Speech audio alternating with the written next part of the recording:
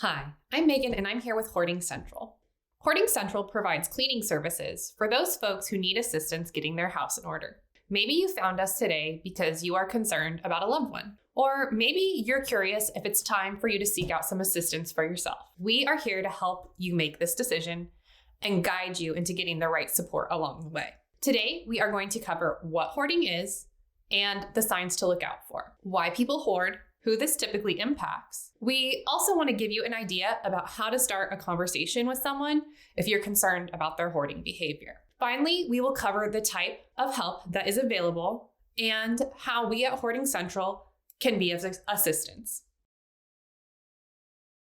So I want to do a disclaimer for you guys. Today, I'm going to talk about some personal stories. These are typified stories. These are not exact stories or exact names because we want to protect our clients' privacy, but we also want to give you an idea of the scenarios that we can help with. So let's dive in. Hoarding. What comes to mind when you hear this word? Piles of clutter, maybe the popular television show, or possibly it brings to mind a specific friend or relative. If it's the latter, you may be surprised to know that this is quite common. About half of Americans know someone who is impacted by this disorder. Yeah, disorder. What is less known is that hoarding is not simply a behavior, it's a mental health concern, meaning that someone struggling with hoarding objects needs not just a cleanup crew, but also support and treatment. Let's start by defining what exactly hoarding is. The World Health Organization describes hoarding as the inability to resist the urge to acquire possessions and to discard them.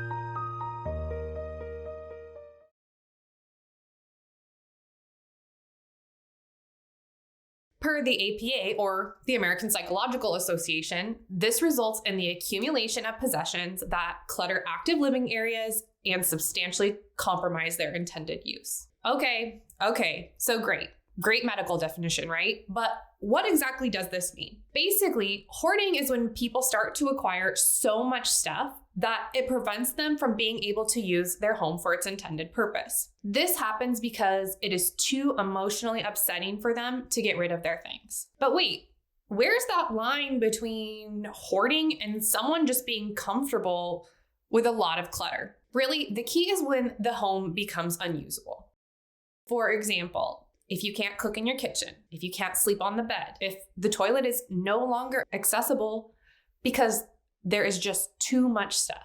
These are signs that things have escalated to a hoarding situation. The other indicators that help you identify a hoarding situation is that the things in the home will be unorganized, out in the open, and have no perceived value. So, for example, you might find pots and pans in a bedroom, or you might find toilet paper in the living room. It's just going to be chaotic. Another thing is that hoarders will often begin to collect items that have no monetary value or even sentimental value. For example, it's common for hoarders to collect junk mail, newspapers, broken appliances, unnecessary household supplies, and old clothing. One other thing I would like to note that we could be on the lookout for in a hoarding situation is that oftentimes these folks become isolated.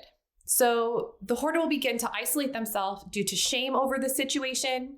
It becomes too painful or too embarrassing to have anyone over. Even if they were to go outside of their home to try to make connections, they become fearful to do that as well because they're afraid someone might find out about how they're living.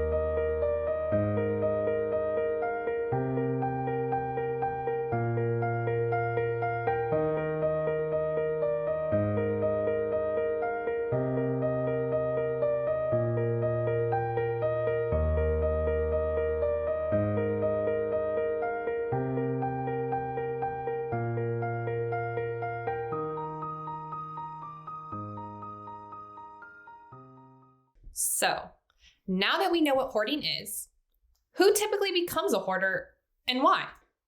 Actually, this reminds me of my grandfather's story. My grandfather grew up in the Dust Bowl during the Great Depression. He often went without as a child. There was not enough food. Often he didn't have shoes or other items that we would consider essential. According to family accounts, his father was a harsh man who disciplined aggressively and in excess. So to escape his father's tyranny, my grandfather joined the military at 17. This led him to Germany during World War II, where he saw hand-to-hand combat. My grandfather tells stories of comrades that were lost and others that made it home. Thankfully, my grandfather came home too.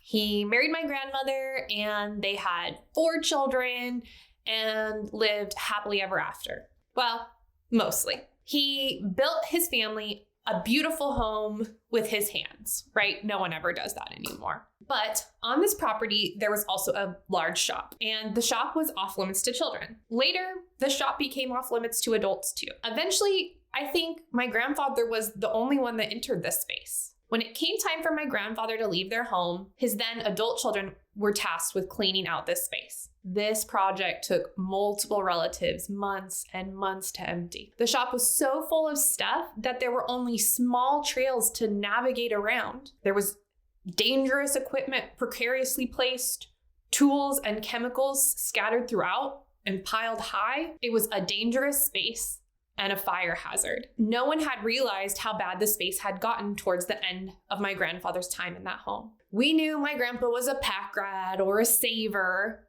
but we didn't know the extent. And I think that's how many people feel in these hoarding situations. They don't realize what a problem it is until things have gotten out of control and are unsafe. So it turns out hoarding can impact all types of people, even war heroes, beloved fathers and grandfathers.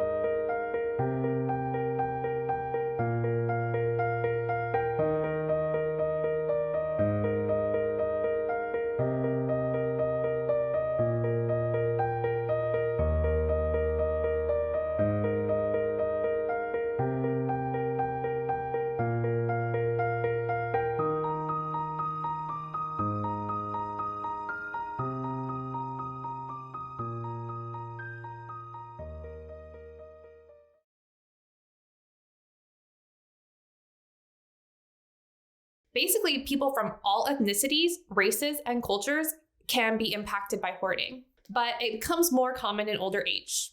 Like we saw with my grandfather. Hoarding affects both men and women and is closely related to obsessive compulsive disorder.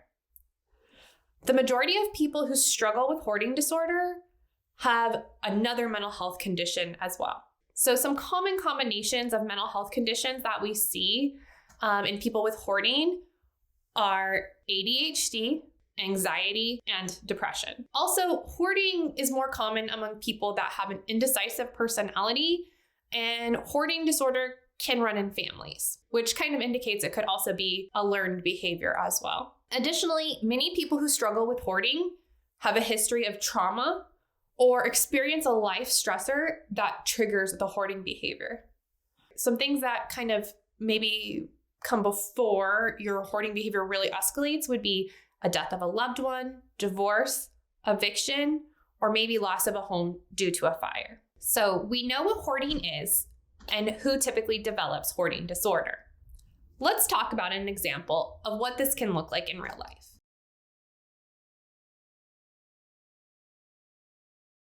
Take the story of Jennifer.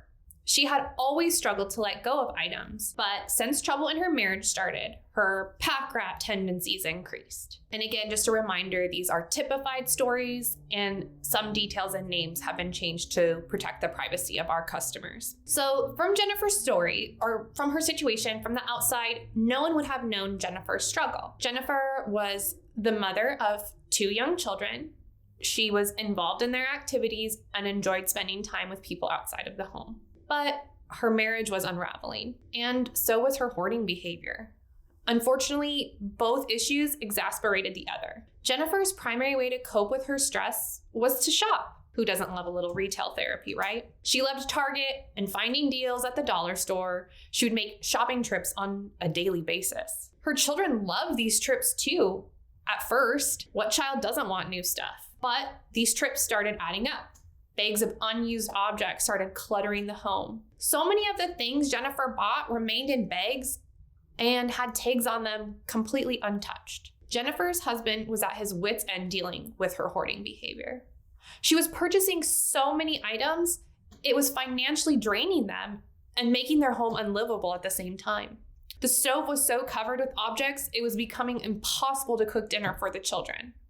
The fridge was full of rancid food. Mice had moved in, and there were mice droppings hidden among the mess.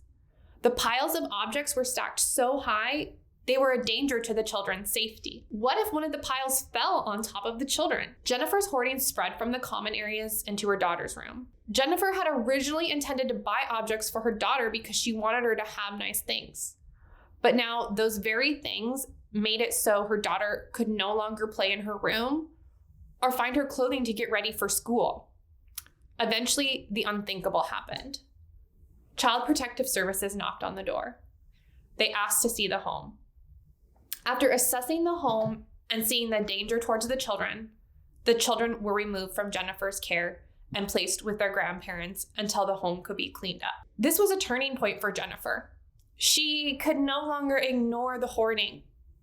She had to get help so she could safely raise her children. Jennifer's story starts to show us how hoarding can impact not just the individual with hoarding disorder, but the entire family unit as well. This is why it's critical to get help for someone with hoarding disorder. The sooner assistance is sought, all the better, because common complications that are caused from hoarding in a home are increased risks of falls, injury, possibly being trapped by shifting or falling items, increasing family conflicts, loneliness, social isolation, unsanitary conditions like the mice we talked about. These pose a risk to the health of the household members.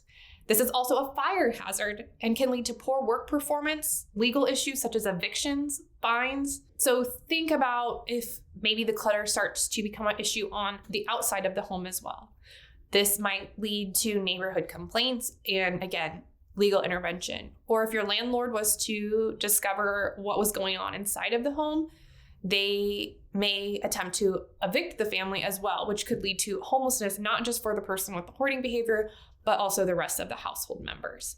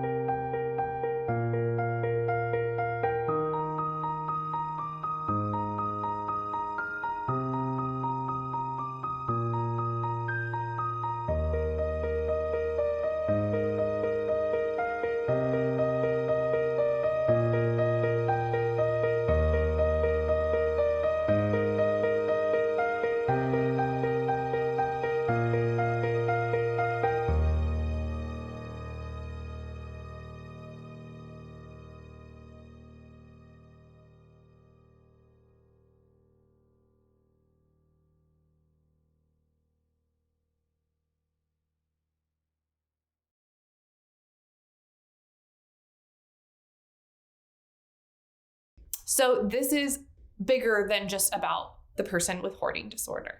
Another thing to keep in mind is sometimes these family units also include pets, which makes me think of Bill and Tammy. They have about 30 cats. Really, they aren't even sure about how many animals they have in the home anymore. The cats just had kittens, so there are some new additions. Initially, this started with just a few stray cats in the neighborhood that Bill and Tammy wanted to help. They didn't want the cats to go hungry, and so they started feeding them. But this escalated quickly because people heard that Bill and Tammy were very generous and were taking care of these unwanted neighborhood cats. So other folks just started dropping animals off at their home because they knew that Bill and Tammy would take care of them. At first, Bill and Tammy tried to get all the cats spayed and neutered, but they didn't always get this accomplished fast enough. The animals began to make the home itself unsanitary. And then Tammy has a medical condition that made it difficult for her to clean. She had surgery years ago, and after the surgery, the living conditions in the home really started to deteriorate because she just couldn't keep up with it like she used to. Tammy and Bill started out caring for these animals because they wanted to be kind. They didn't want these animals to suffer. But now the couple is being charged with animal cruelty. The home is so dirty, you can smell the animal urine from 50 feet outside of the home. The cats hide within the debris, so people rarely see them. The cats have taken over the home and created burrows inside of the furniture. Tammy and Bill can no longer sleep in their bedroom. The clutter is so bad in the home that if a cat were to pass away, it's unlikely that they would find the cat before the other animals in the house did. It's also notable that some of the cats have untreated medical conditions.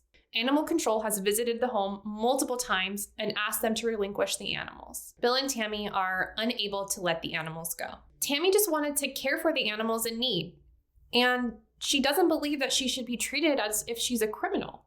She feels like these cats are her children and she loves them and she does not want to see them taken away. The couple may have to pay fines, maybe even go to jail for not following local laws regarding the amount of animals they're allowed to keep in their home. After some time passes, animal control finally decides that it's necessary for them to take matters into their own hands and remove the cats from the home because they're very concerned about the welfare of these animals. While animal control was securing the cats, they found multiple cat skeletons. Cat feces covered the floor in some areas of the home. In total, about 80 animals were recovered from the property. 35 of these animals were passed away, including some kittens. About a dozen had to be put to sleep due to severe illness. Tammy and Bill were just heartbroken hearing these details. They had only wanted to help the animals, not create unhealthy living conditions for them. Eventually, it was determined that the couple was attempting to care for the animals, and the animal cruelty charges were dropped. Additionally, as the couple was cooperative and open, and they agreed to get counseling for their hoarding behaviors, but even after the animals were removed from their home, there was still the mess. The home was considered cruel to animals, yet think that humans were living in these conditions as well. The home needed to be cleaned up so that Bill and Tammy could start fresh and move forward with their lives. Once the home was clean, they missed their animals, but they were relieved to have a safe place to live again.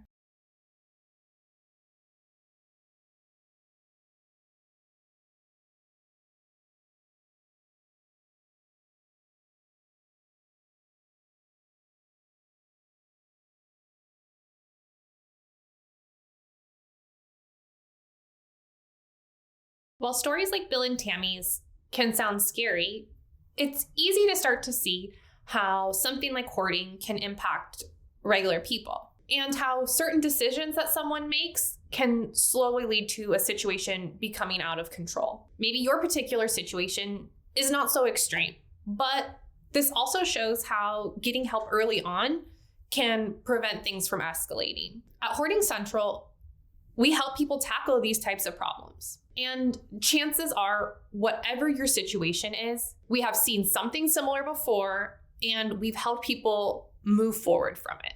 You don't have to take on hoarding alone. There are supportive people out there that can assist in these difficult situations. I'd also like to point out that hoarding is an important topic for everyone because hoarding not only impacts the individuals and families who are struggling with hoarding, but it can have consequences for the community at large. For example, fires that begin in hoarders' homes are more difficult to extinguish, increasing the probability that the fire would spread to neighboring properties. Additionally, it's a dangerous fire hazard for anyone who might have to enter that home. So even the firefighters that may have to go try to extinguish the blaze or anyone else from the community that may need to go there. And this makes it challenging for emergency services to enter and even find occupants if needed. Additionally, infestations from bugs and rodents are also common problems in hoarding homes. Due to the mass amount of items, it can be almost impossible to get rid of these types of infestations. There are just so many places for bugs or rodents to hide. And often, multiple treatments from exterminators are required to tackle these infestations. And unfortunately, these infestations can and often do spread to neighboring apartments or properties. Now that you know the risk factors associated with hoarding, you might be considering having a difficult conversation with someone you care about and their hoarding behavior. Maybe you know someone like Bill or Tammy whose intentions were good, but they've allowed hoarding to take control of their life. Getting your loved one help typically starts with a difficult conversation. How do you have that conversation? What do you even say? We found that asking questions is a good place to start. Try to understand and learn about why the hoarding behavior is occurring. If you jump straight to anger, it could cause more tension and resistance to change. Often you'll find that people have understandable reasons on why they started collecting objects. Think back to how Jennifer just wanted to make sure her children had nice things, or how Bill and Tammy wanted to save stray cats. The intentions behind the behavior are often good, but it's the execution where things go wrong. So when you have this difficult conversation, try to think about it as a team approach. Let your loved one know that the family needs safety and stability. Likely, the person struggling with hoarding disorder will agree with you on this. So try to find ways to tackle the problem that work for everyone. For example, maybe you could start by addressing areas of the home that are fall hazards, like objects littering the staircase. Let your loved one know that you care about them and that you are there to help them through this challenging time. As this process begins, it's important to keep in mind that these objects feel important and valuable to the person with hoarding disorder. You want to avoid blindsiding people with surprise cleanup crews who throw away objects without consent. This type of intervention could create additional trauma to the hoarder, leading to an increase in the hoarding behavior over the long term. Someone struggling with hoarding disorder needs compassion, support, and understanding. This approach is important because, according to the Mayo Clinic, people who hoard often believe that these items are unique or will be needed at some point. Additionally, sometimes the objects make the person feel safe and secure. Because of these types of beliefs, it's imperative that someone struggling with hoarding also receives mental health support. Finding an individual therapist who understands hoarding disorder is a great place to start. They will help the hoarder feel emotionally supported throughout the decluttering process. Typically, a common therapeutic approach to treating hoarding disorder is cognitive behavioral therapy, or shortened as CBT. Here are some examples of what you could expect during CBT treatment for hoarding. Throughout this process, the hoarder would learn to identify and challenge thoughts and beliefs related to acquiring and saving items. They would also learn to resist the urge to acquire more items. Some other things they would work on is organization and categorization of their possessions to help them decide which ones to discard and help improve their decision-making and coping skills so that they have other strategies to help them through difficult emotions besides their hoarding behavior. I also might declutter your home during these visits in a supported way. The therapist might also help you work with a professional organizer. They will also work with you to learn tactics to reduce isolation and increase meaningful social involvement. Hopefully, you can get more involved in other healthy activities outside of hoarding behaviors. They'll also work with you to enhance motivation for change. Possibly, you could attend family or group therapy to make sure that everyone's needs in the home are being addressed. Therapists might have periodic visits or ongoing treatment to help you keep up all of these healthy new habits that you're learning. Hopefully, knowing what to expect from therapy will make it easier for you to decide to participate if you decide to go with that route. I think you can start to see why it's important for people to get mental health treatment along with cleaning out their homes. The story of Matt helps us see how treatment can allow for a new beginning. Matt is in his early 20s. His mother and girlfriend are seriously worried about him. Matt's hoarding has gotten out of control, and his living conditions have become unsanitary. He has started to hold on to everything that enters his home, and he feels like the home is closing in on him. Due to this, his anxiety is getting worse, and he's started to have panic attacks. These episodes have led to multiple emergency room visits. Matt no longer feels in control of his life, and he believes the only way out of this situation is through death. He has begun to talk and think about suicide often. His loved ones are concerned that he will act on these thoughts. To make matters more challenging, Matt lives with a friend who is an alcoholic. His friend contributes to the horrible living conditions and does not want to change his ways. The home is piled with trash and alcohol bottles. They have a dog, and the dog's messes and fur are scattered throughout the home. The smell of the home is so strong that it hurts to breathe when you're inside. There's rotting food and bugs all over inside the home. There are empty alcohol bottles stashed in every cupboard, closet, drawer. There's no more space to hide them, so the bottles are just piling up. Matt struggles to throw away even food trash, water bottles, or broken objects. He realizes that he needs help. Matt begins working with a counselor who helps him see how this hoarding behavior is not serving his needs. Eventually, Matt is able to clean up the home with the assistance of a cleaning crew. And even more importantly, by working with his therapist, he is able to maintain these results. And his suicidal thoughts have begun to diminish as well. Clearly, therapy is important for treating hoarding disorder. But there's also the physical side of things to cover. In order to tackle hoarding, a cleanup crew is often required. You will have different options when you decide it's time for cleanup. You may need a full overhaul in one short time frame, or perhaps things need to be accomplished at a slower pace, maybe a room or a space at a time. You may require ongoing organization and a cleanup service to help you stay on track after the initial clean. Ultimately, this should be your call. The family is in control of the cleanup. What you should be looking for once you decide to hire a cleanup company.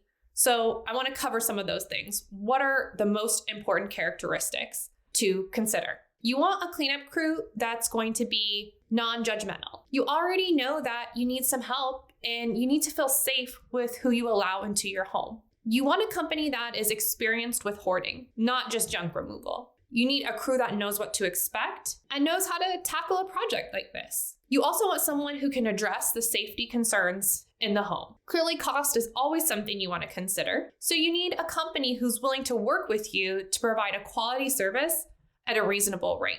Another thing to consider is flexibility. You need a company who will meet your family where they are and work on the project in a way that feels comfortable for everyone.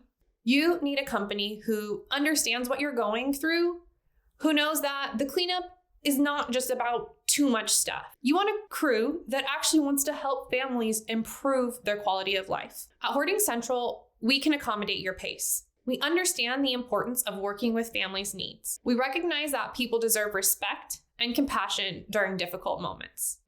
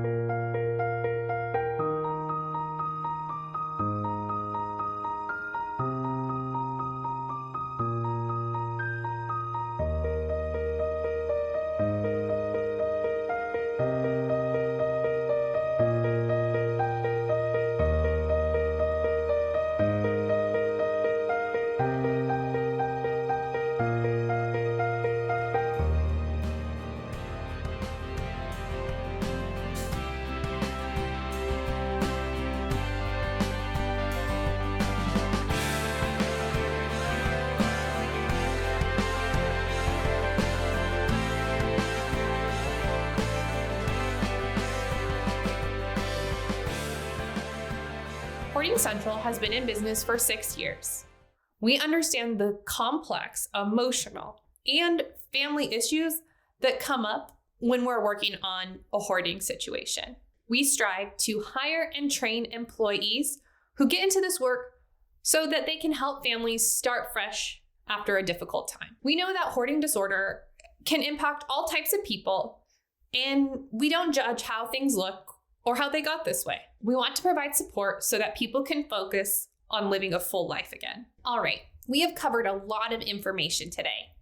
So you know that hoarding disorder is characterized by people who cannot resist the urge to acquire items, and the objects begin to clutter their home to the point it becomes unusable. They become emotionally attached to the objects, and it becomes difficult for them to part with their things. Hoarding can impact all types of people, but it becomes more common in older people. People who have a hoarding disorder often have a co-occurring mental health issue as well. Some signs to look out for if you're concerned about hoarding are that the space is disorganized and that the objects have no perceived value. Hoarding impacts not just the hoarder, but their family and community as well. If you're ready to start a conversation with someone you're concerned about having hoarding disorder, try asking questions first and avoid jumping straight to anger. Counseling is an important part of recovering from hoarding. A cleaning company will often be needed to help with the removal of the objects from the home or space. And it's important that you select the right company for the job. Before I leave you all for today, I want to jump back to Jennifer's story. What happened? How did her story end? Well, with the assistance of counseling, Jennifer was eventually able to clean up and have a crew remove the unnecessary items from her home. Her home became safe and secure again. Her daughter's room became a place where she could play and rest. With ongoing organizational assistance, Jennifer was able to maintain these results. Eventually, Jennifer was even allowed to have her children return to her care. Without her shopping so much, her finances and marriage started to improve. The cleaned space gave Jennifer a chance to be with her family again. Ultimately, this is why our employees take positions with Hoarding Central. They want to make a difference for families like Jennifer's. Hoarding Central helps people like Jennifer, Bill, and Matt get their lives back. We can provide patient and compassionate cleanup services for you or your loved one. We have helped hundreds of people get out of their hoarding situation, and we'd be honored to help you do the same. If you'd like to speak with someone regarding your specific situation and see how Hoarding Central can best assist you, please feel free to contact us at 844-326-6800. We are happy to provide a free estimate for our services. Or find out more at hoardinghelpcentral.com. Thank you for your time today, and we are looking forward to hearing about how we can assist you.